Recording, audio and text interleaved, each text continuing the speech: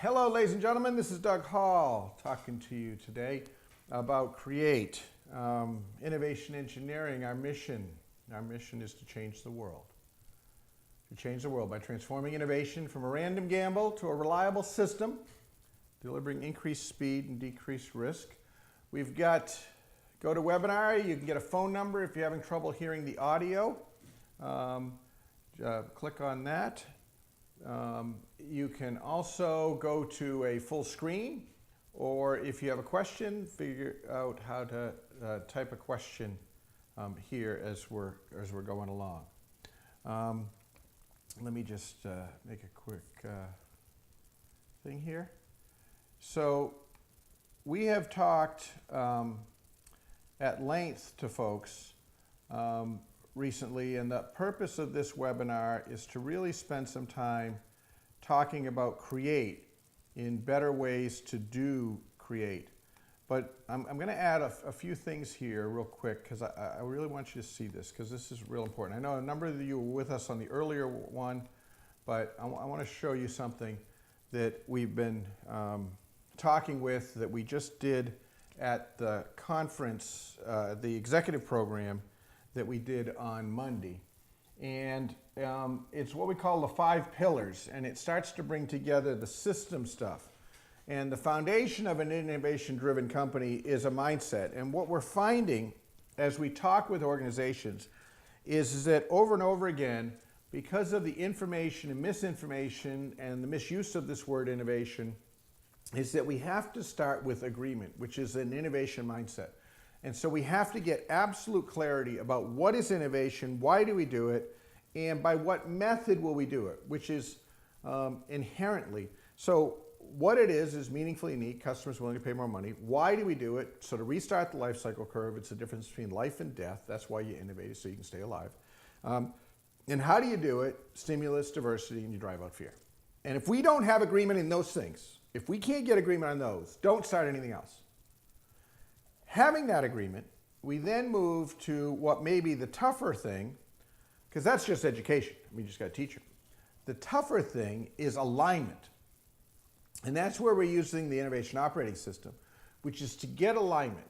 And what this means is 3 dimensions of alignment. It means alignment of strategy to tactics, which is fundamentally what we're talking about with regards to blue cards that set the strategy, management sets the vision, yellow cards, the workers do it. And we have to have that clarity. Second dimension that we have to have is from department to department. So we've got vertically and we got horizontally. And horizontally what we've got to have here is we've got to have this department to department connection. And this is the operating system with the new milestone system that we've got that we're about to release, where the idea is to get clear milestones and so that people understand how things move, common language, common dimensions. Then the third thing we have to have is the company to the customer. And we do this through our prototyping system, where at each development stage we're engaging the customer, leading the customers, getting their reactions, and doing it. And what we're finding, quite simply, is across the board, this agreement and alignment are critical. In fact, the research, Cooper's research says this is important. At the Innovation Engineering Conference, needing ideas was the small thing. Alignment was the big thing. And Brian over in Belgium has found the same thing. A wonderful study that he did that found that companies' results with innovation, strategic alignment's #1 thing, like double the correlation coefficient versus others.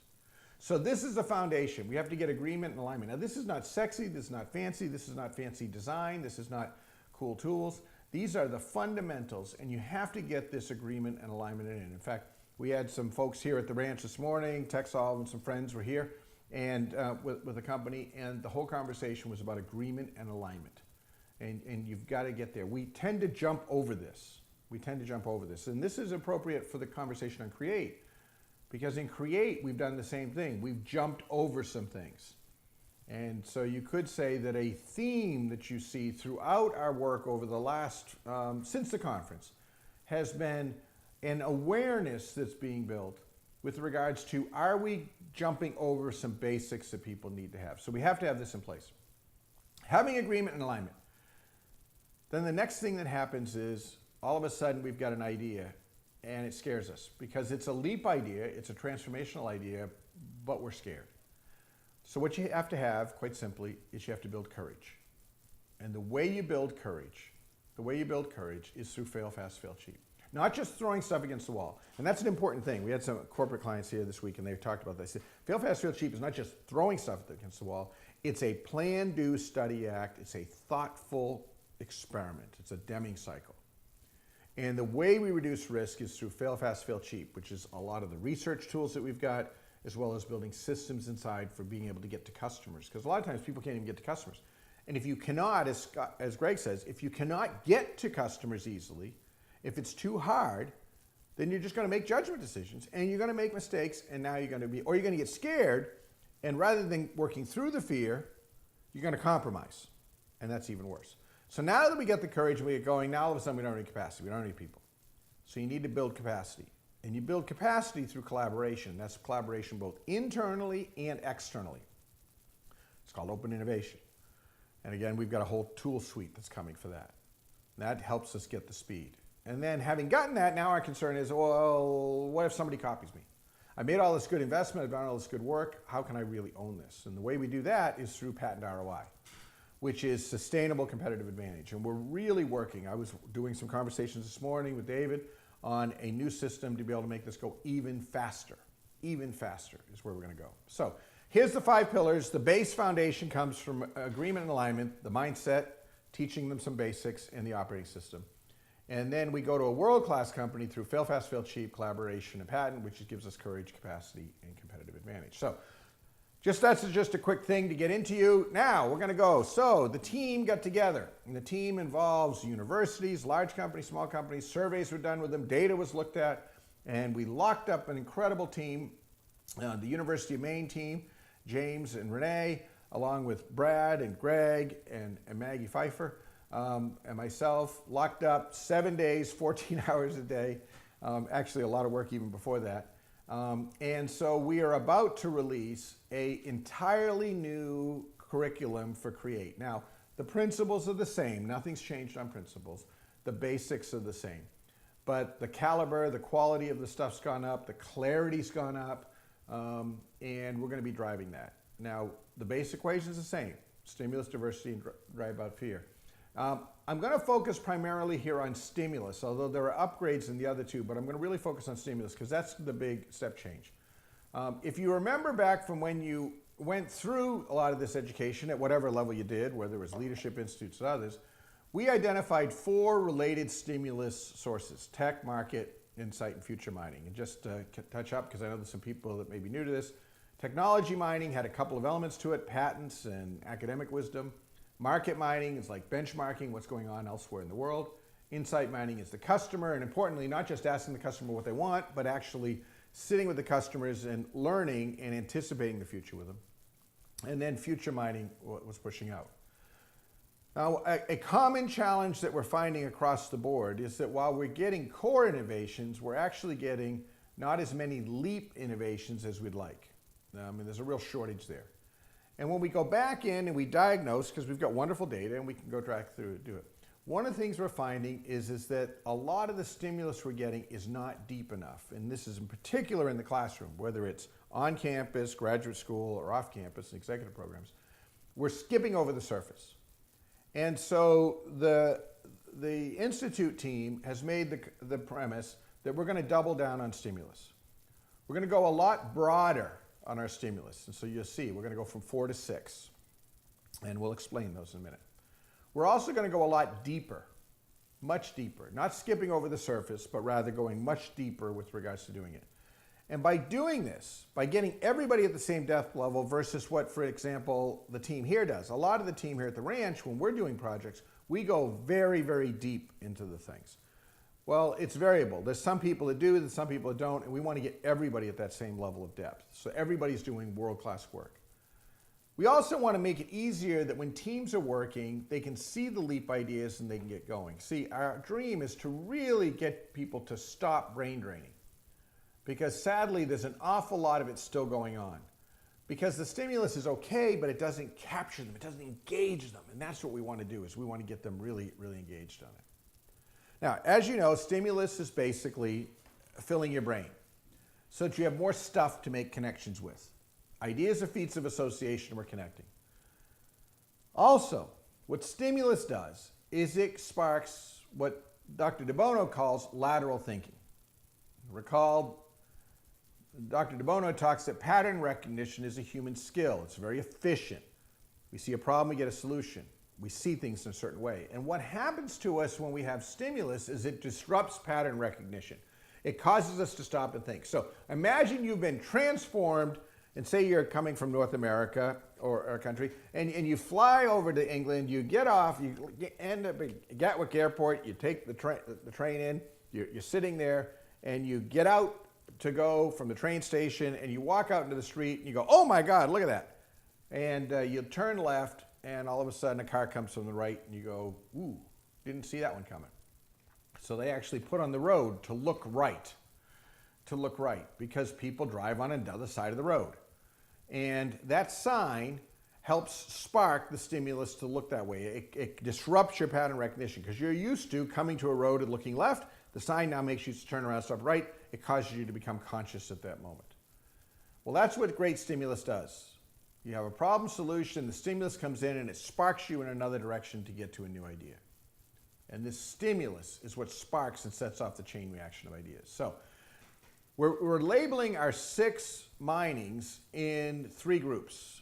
The first is the classic mining, market and insight mining. And those are still there, although we'll go deeper on them in a minute. And that's the base. Then what we're doing is on the technology mining, and you know technology tends to be 5 times more effective than insight or market mining. That's what the literature says, is because you got to have something to work from. Is we're dividing up technology mining into 2 groups, wisdom mining and patent mining.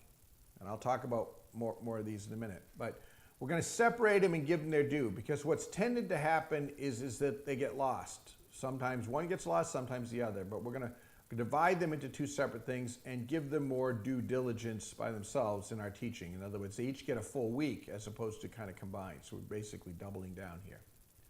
Now then on the other side is the stretch mining.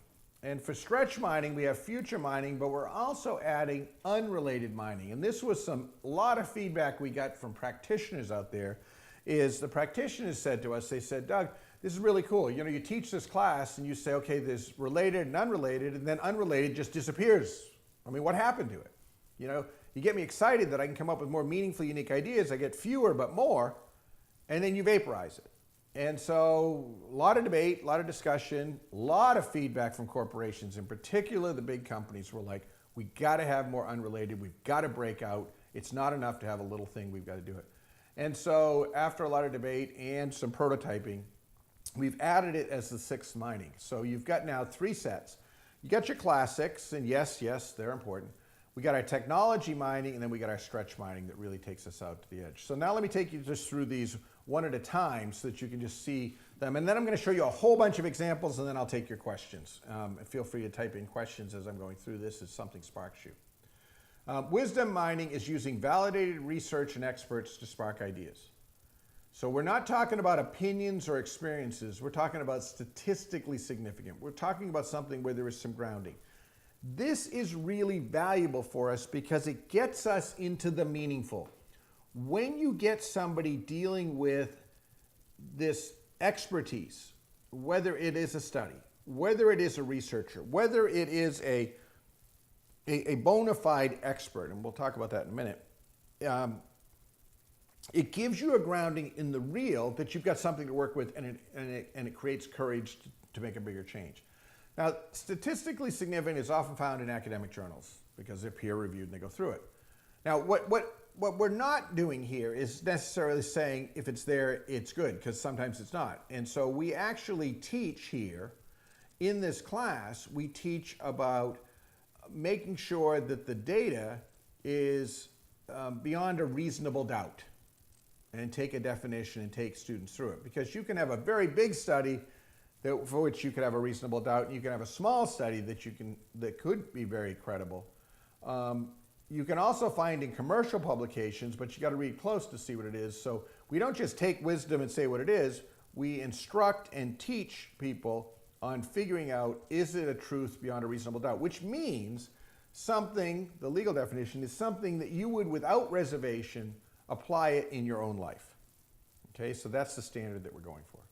Patent mining is using patents as blueprints to spark ideas, and frankly, this is available because of some of the new technology invention blueprints that we got now. You can do it with other ones. You can do it. There's many ways to do it. It's just painful, hard to do.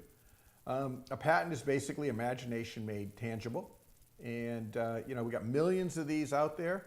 You know, somebody asked me the other day, said, what about university tech transfer sites? I said they're very nice with their, you know, few hundred ideas. We're talking about 10 million things that you can start with, and inventors. And so this is really the uber place to start. And if you find a patent there that's connected to a university, great. But let's start from the big list. Let's not start from the small list. Market mining, using the stories of what others are doing to spark ideas, which is from around the world. That's similar to what we've done before.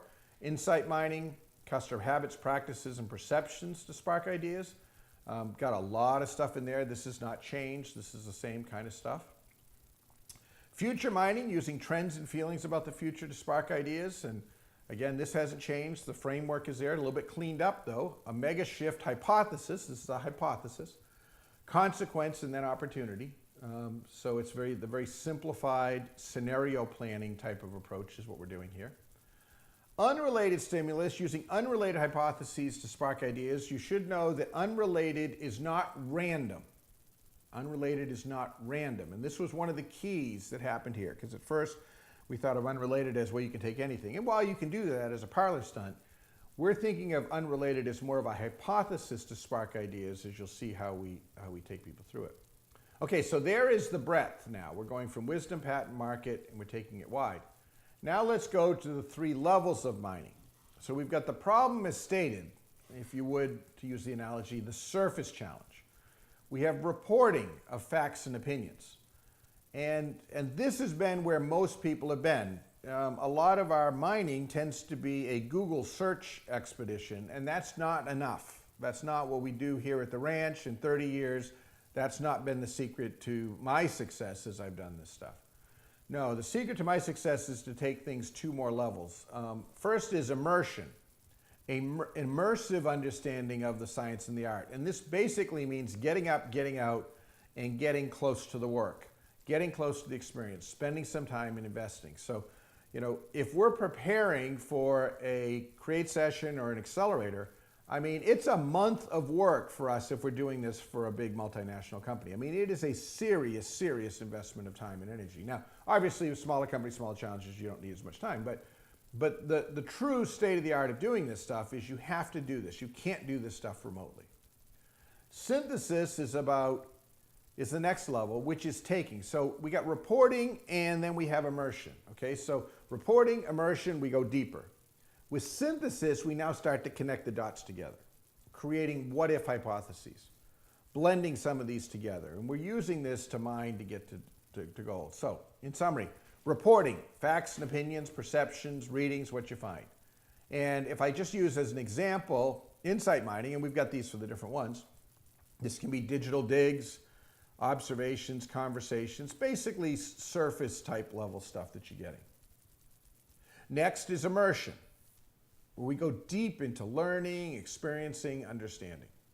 Hands-on experiences. This one oftentimes also involves quantitative research, problem surveys, idea starter surveys. And I'm telling you, every project you do needs to have a problem survey, at least, if not a problem and an idea starter survey.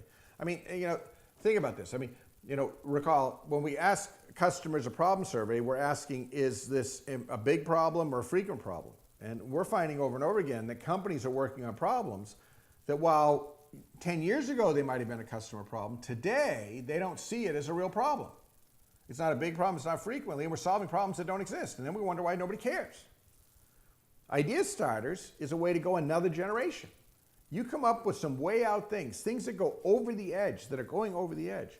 And what you do is you use those to see where customers react. Are they meaningful? Are they unique? And what are they going to do for them? Next up is synthesis, which is creating what-if hypotheses. And in this case here, what we're talking about is connecting the dots. So whether it's a collection of insight minings, so notice what we're doing here is we're breaking up the silos. You might have done individual research, now we're adding them together. 1 + 1, bringing them together. Or connecting the dots on insight mining plus one of the others. You can also see here why, and I think this is really pretty elegant here, How now all of a sudden unrelated has a clear place. So now all of a sudden we can easily take any one of the minings and add unrelated to it, so to kick it up a notch and to get people to think in a bolder way, getting them into a more divergent mode as opposed to a reductionist mode. So there they are, the core sources that we're talking about. The tech, classic, and there. Got a lot of diversity to it. So what makes for great stimulus? And so this was a big thing, because one of the big changes in this program coming up is an improvement on the teaching side, giving them directions, principles, guidance in the classroom, giving them grading standards at a much higher level than has frankly ever been done anywhere in the world. Phenomenal pile of work that's been put together on this. And so when we started to talk about stimulus, the team was saying, and they said, well, we have to define what it is, because how do we know it when we see it? How can we grade it if we don't know? And so again, well, we had lists of 10 and 12 and different ones, and then we reduced it down, and we found that there were two basic things that you had to have. It has to be disruptive. In other words, it has to make you stop and think. And then second, it needs to be divergent. It has to be open-ended. It has to open you up to see other things. In other words, not just this, problem solution to an answer. So to use the de Bono, it has to be disruptive. It has to push you out into new areas, but it also has to be divergent to give you some more opportunities and different things that you can go do. So I'm going to show you now a couple of different options here of just some things. The first is I'm going to do it in a more linear fashion, and then I'm going to show you from a visualization standpoint how we're starting to play with it. I should say at the top, however, that while in the past you were making SparkDeck slides or SparkDeck experiences, making SparkDeck slides, and there were all these different components to it, we have really simplified it. There's only two things you need to have. You need to be disruptive and divergent. That's it. End of story. That's all you need. Now, it helps if you have a source, and it helps if you have some of these things to add surface credibility, but that's fundamentally what we're looking for. So a real nice elegance and simplicity. First thing I'm going to do is I'm going to take you through these so that you can see them just in a word format, and then I'll show them to you pretty. And you should also know, and I just slipped as I said that one of the things that we're working on is to get students that stimulus is not necessarily just a collection of slides. It can be an experience. It can be a hands-on. We can create a stimulus in multiple ways, not just in slides. Oftentimes it's slides because they're efficient, but it can be other ways. So here's one. This is on pizza. What a surprise. Professors at Ohio State University have found that different groups of people like different levels of thickness in their pizza sauce, just like with spaghetti sauce. So how could we use super thick or super thin and people's preferences to drive a new type of pizza? And Scott, we just lost the picture. Oh, there it is. It's back again. Thank you. And so you can see here we're taking this fact and then starting to twist it. And I'll just go through these real quick. There's a patent that details how to use finely ground panko breadcrumbs in your pizza dough to make it stay crispy longer. This is all true. So if we had this super crispy, what would this enable? What kind of products and things could we do? Many styles of pizza. How could we mix and match? Of course, this would be better with some visualizations and bringing it together. 36% of people consider pizza the perfect breakfast. Women are twice as likely as men to order vegetables. Again, this sets up occasions and demographics. Global interconnected world. How could we accelerate this? Or unrelated, new music services like Spotify Beats and Pandora, etc. Changing the way that people do music. What could be the analogy for pizza? So just some simple ones to get you started. So now let me show it to you. Here's an unrelated.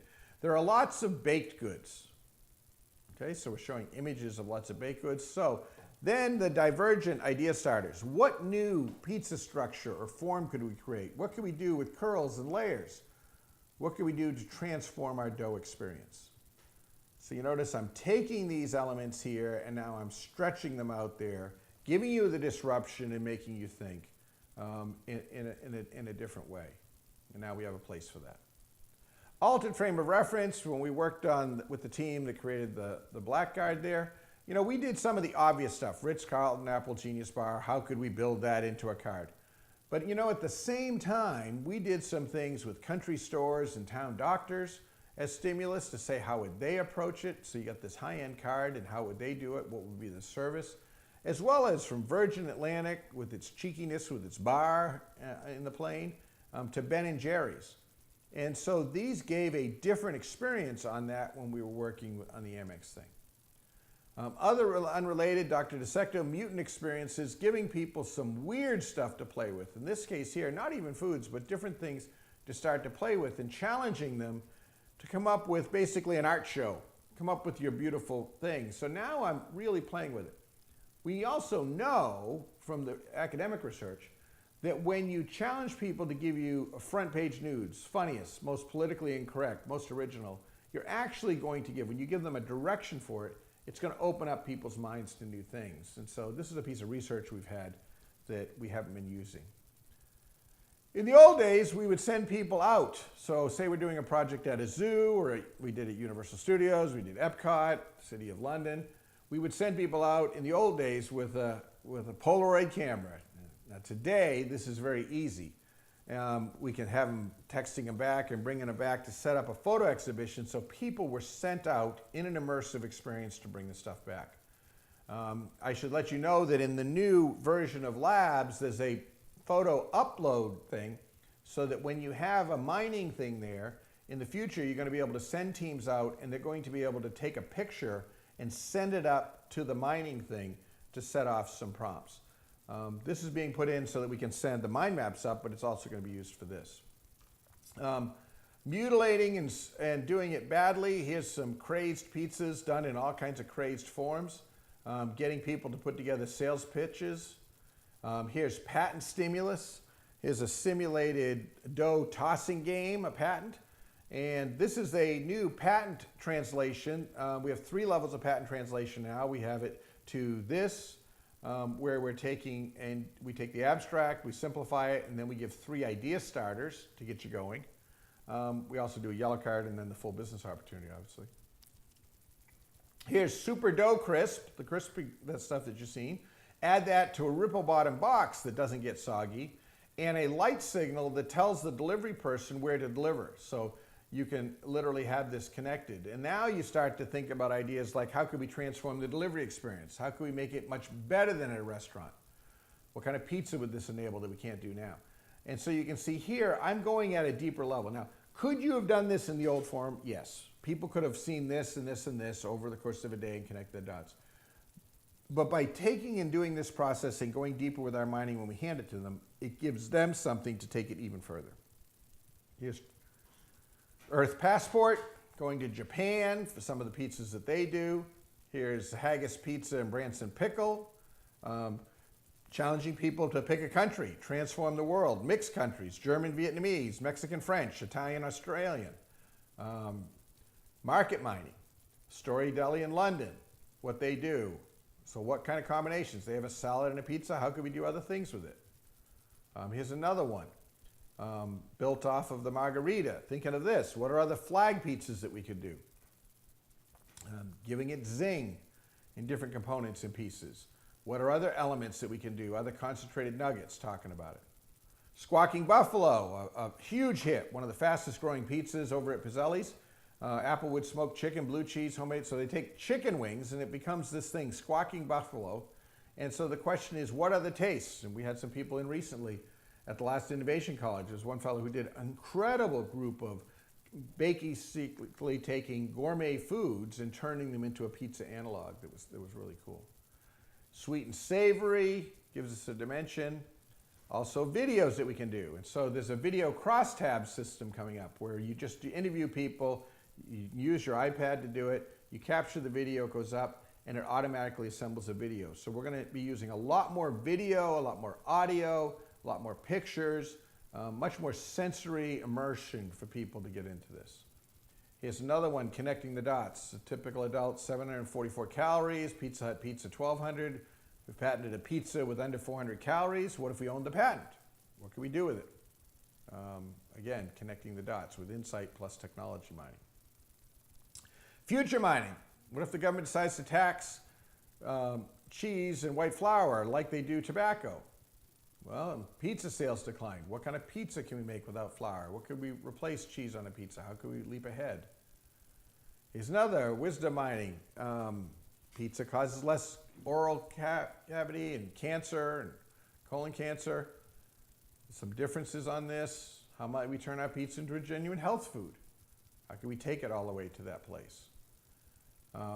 Here's another one. Tony Sappia, winner of Best Pizza in Italy. Disruptive stimulus, restraint. How could we use small amounts of stuff to make this come together?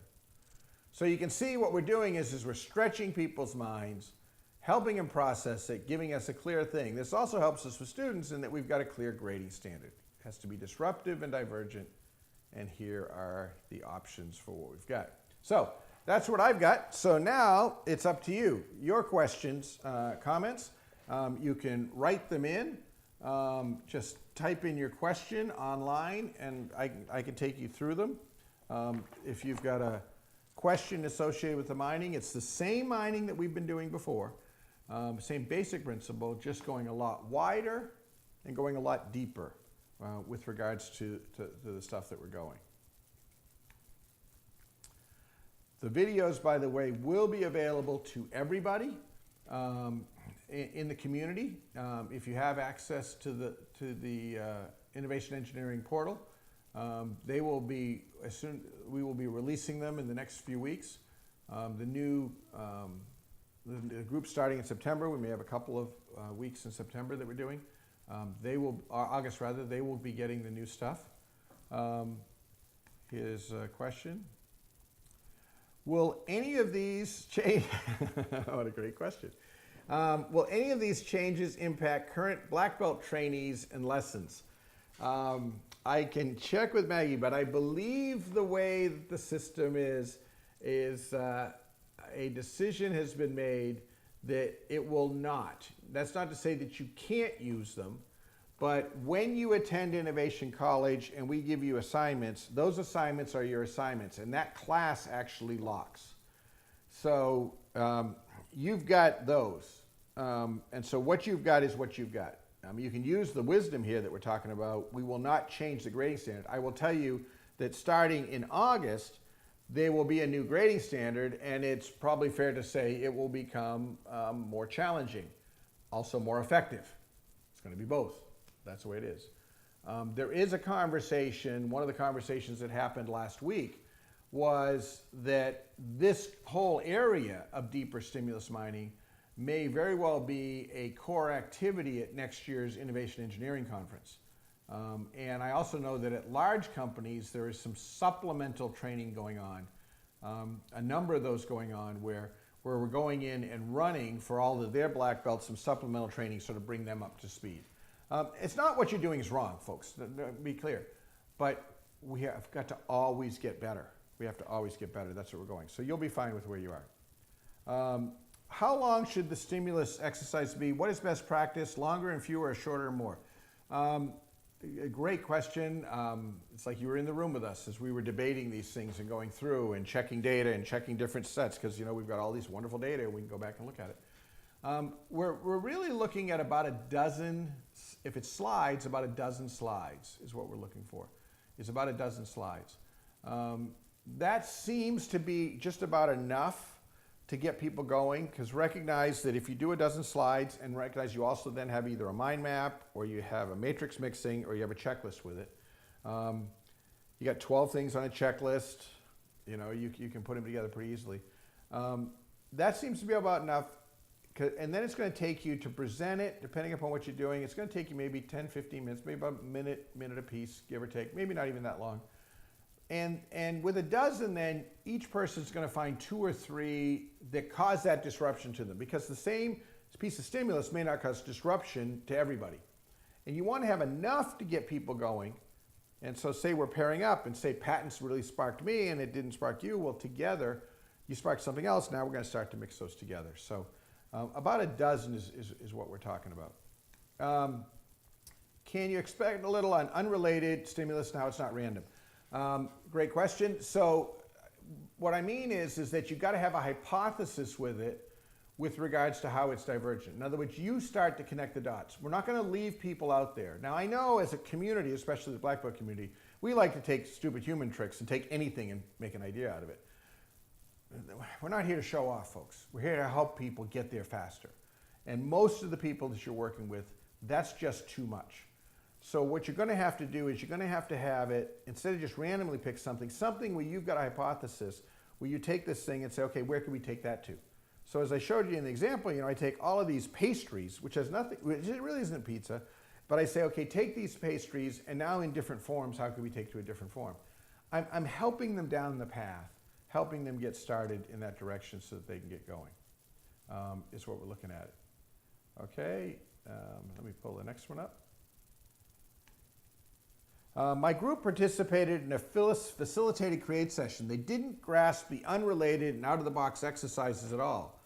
What advice can you share on how to position us for better outcomes in our next session? 2 things. Number 1, as you pull down the exercises inside the toolbox, there is a sheet. That sheet, Maggie Pfeiffer wrote, has instructions for how to introduce the exercise.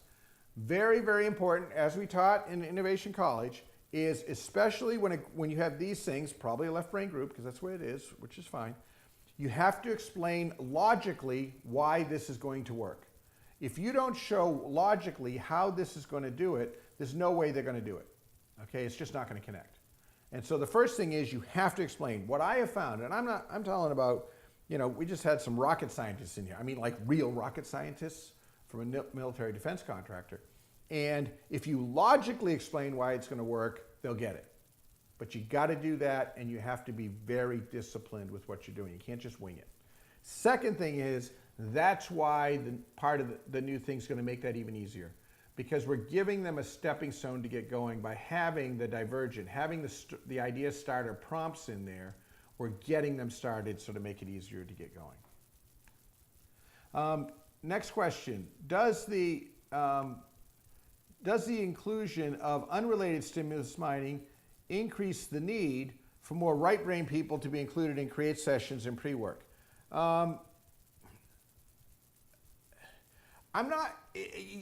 You should have a good balance. I mean, that the optimum process, this we know from data, is to have a well-balanced right brain, left brain group.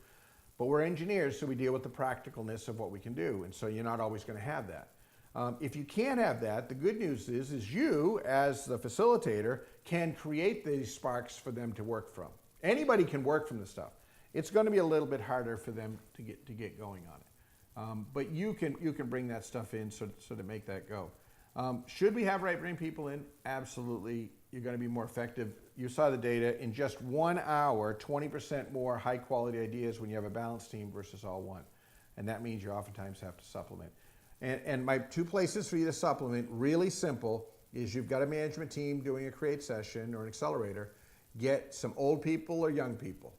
Old people and young people. We know that males, as they age, become more right brain. That's just a fundamental. They become more right brain.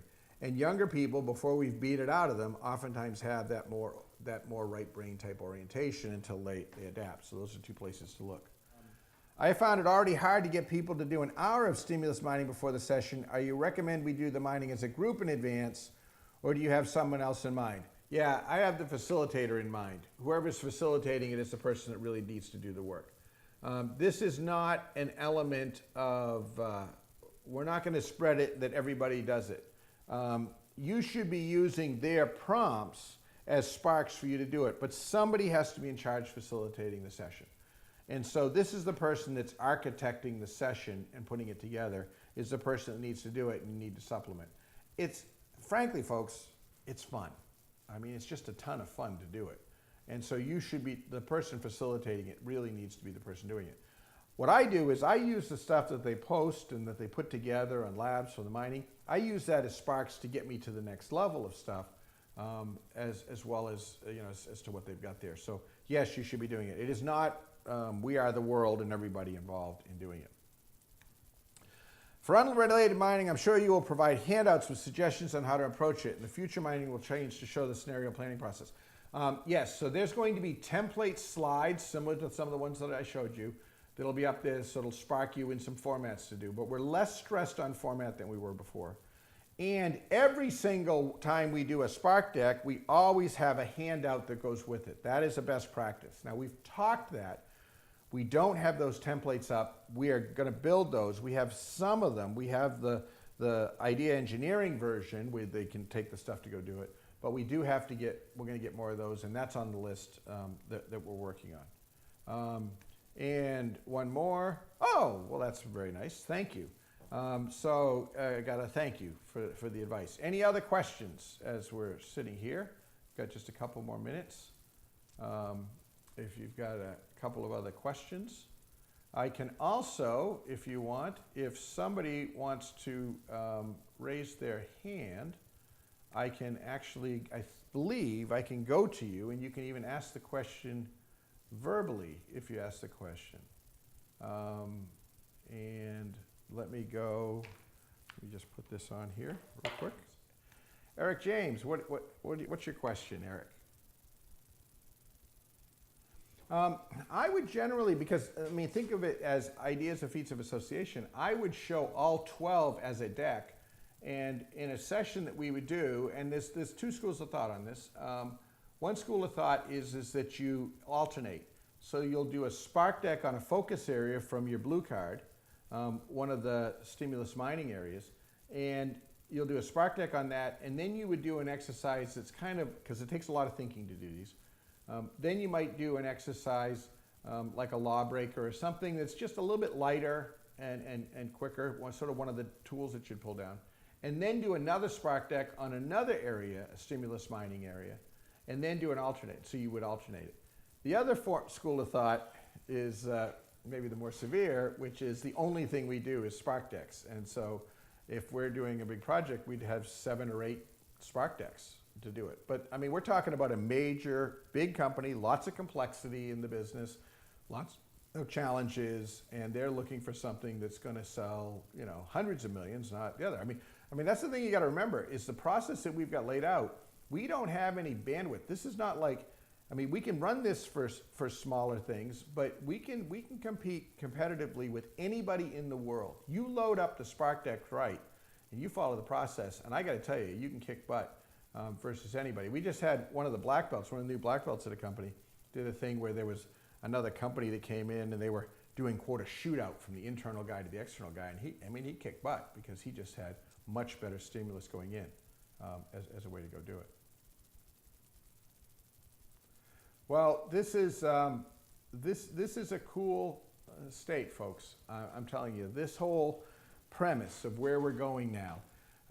I was truly impressed by the whole team. I mean, the whole academic team is really pushing the envelope. And this is just one part that you saw in Create. Under the new Create dimension, students are doing a Create session in the 4th week of class. Within a month, they're doing one. And at the end of the semester, they're doing a professional grade Create session. We have accelerated it up much more. So we're going to have people coming out, if you're doing Innovation College, at the end of the first day, you're going to be able to go run a professional grade session. I mean, and this is part of this never-ending improvement to go do it and to start pushing it so that people get better and better. Because we either walk the talk or we don't. We either believe in innovation or we don't. And if we believe in innovation, we need to walk the talk. And my sheer simple test when somebody talks to me about, wow, this person, you know, they're creative, they can do this, they can do this. I can say, what are you doing new? What's your new thing? What's your new way of inventing ideas? They said, what do you mean? I said, no, how have you changed? If you're not changing, you're dying. That's what we tell clients. That's what I tell myself.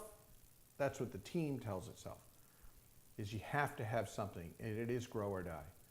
And so we're excited. We're excited about these things. There will be, just like this is a webinar, a webinar will be put up so people can see it. We're going to have more supplemental webinars. In fact, Maggie Nichols is pushing for a whole series of these to help people get further and further. Communicate, awesome things coming. Commercialize, you can imagine there with Brad and James, they're really pushing the envelopes there.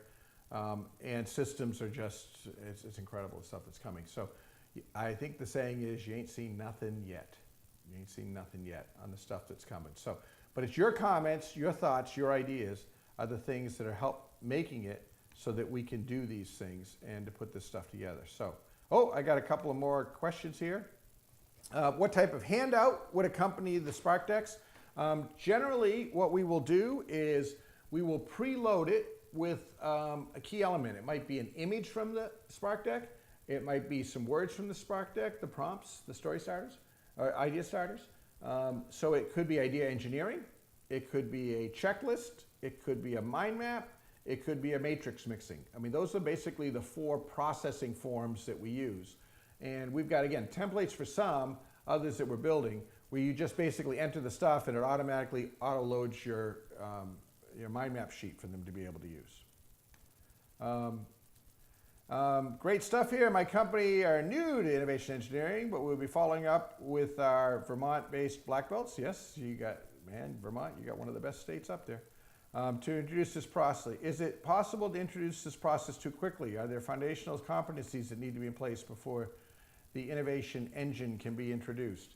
Depending upon when you came into this, let me go back a minute. Yes, there are. Absolutely, positively. Everything we're talking about here, do not do any of this stuff until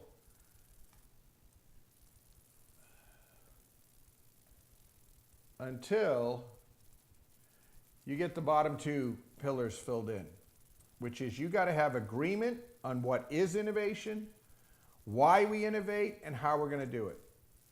And that means you bought into stimulus, diversity, and driving out fear. If we don't have agreement on what it is, why we do it, and how we do it, don't start into any other conversation. And then second, we need to have absolute alignment. And at the minimum, you've got to have alignment between the leadership's vision and the workers. Where are we going? And that's the blue card vision connected to the yellow card, and then across the departments. I mean, I'm sorry, folks. I understand. Everybody wants to just go put people out on the side, have a skunk work team go do it, and that makes you feel good. And then when you bring the stuff in, it all dies. It all dies. And I'm sorry, folks. My life is too short. We're here about doing real stuff that makes a real difference in the world. And so that means you got to confront these things. And so the neat thing is you don't need any fancy tools. You need agreement and alignment. Agreement on what it is, why we do it, how we do it, which is it's meaningfully unique, customers willing to pay more money, why we do it, to restart the innovation life cycle, to restart the business, and how we do it, stimulus, diversity, and drive out fear. And alignment, blue cards to yellow cards, and across departments. Got to have those in place or else you won't get it. Are you guys going to have the Innovation College entirely online? We do have all of the videos. If you've come to Innovation College, all of the videos are actually available for you to see. And so all of the classes, all 48 skills, which now it's growing a little bit, but it's a little over 100 videos that go case by case. And in fact, for each one of the minings, we have it's a start video, as in start insight mining, start market mining, start unrelated stimulus mining. That is a quick video for you to go to. And in the new labs, under Toolbox, when you're pulling up stuff, those videos are also cross-referenced. And so if you've been through the experience, you're going to be able to do that there. We don't teach it online because it doesn't work. I'll be perfectly honest with you. Online teaching has a pretty high failure rate, and there's a lot of data and research. I mean, we keep doing it. Our cycles to mastery, where you do hands-on, really, really works. So you come to an innovation college or go to one of our incredible universities and take it as a graduate course. I mean, that you can do that too. That's how you're going to really get it to be able to make that work. Oh, Mr. Sheldon Scott, good to see a note here from you. This is a great improvement. Impressed with the emphasis on alignment. We've been discussing this at Whitney Blake. Yeah, this alignment thing, Sheldon, and interestingly, if I go back to Bill Conway, and you know, it's one of these things where you hear a conversation and then later you realize what it really meant. So Bill Conway was the guy who brought Dr. Deming back to the US, to National Corporation. And Bill said to me, he said he spent like half his time talking to people about quality and why they need to do it. And as I look back at my notes, he talked to them about what it was, why we did it, and how the process worked. He was talking alignment. He was talking agreement and alignment. That's what he actually did. Bill didn't actually sit down and draw control charts. he spent his time as a leader getting agreement and alignment and reinforcing that. And it could very well be that that is the fundamental thing the leader's got to do. I mean, we've said the leader has to give us the blue card, and the milestones is the thing that's coming up. But, you know, getting agreement and alignment and continuing to sell it and resell it, resell it, resell it, so to get people to change could be the core.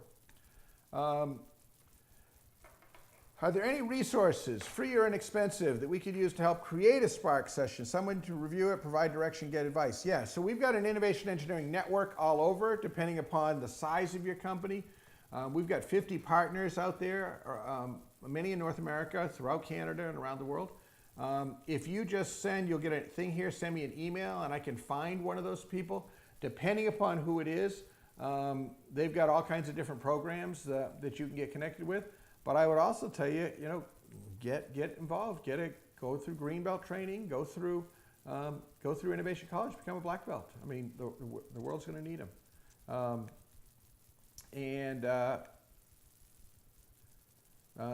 Okay, thought this was good. Is it okay to capture some screenshots during your presentation? Yes, it is. And in fact, these will be up. And to those of you in the innovation engineering community, there's going to be a whole collection of some images or slides. I'll work with Maggie on it to go through this. I went through the innovation engineering seminar several years ago. How can I get the videos? What you got to do is you got to come to Innovation College. And so this is the curriculum. This is the mega curriculum. It's unfreaking believable. 4 college courses, accredited program. The only innovation program that is an accredited minor and a graduate certificate. There is no other. There is no other. I mean, this program does have a class or two, but nobody has a complete, comprehensive curriculum anywhere in the world. Anywhere in the world. So it's big stuff, and it's really, really well worth doing. Here we go. Do we have any colleagues based in California? Where do I find the visitor? Yes, we do have people in California. Work in California. We've also got some people right in Utah. We got one guy in Utah who's just out of this world, one of the best in the world, who's right there. And the colleagues is there. Colleges, we're up in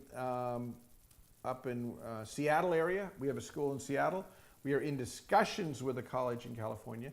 But again, you can also do Innovation College by just coming for 5 days, and you can do it that way too, where we compress it.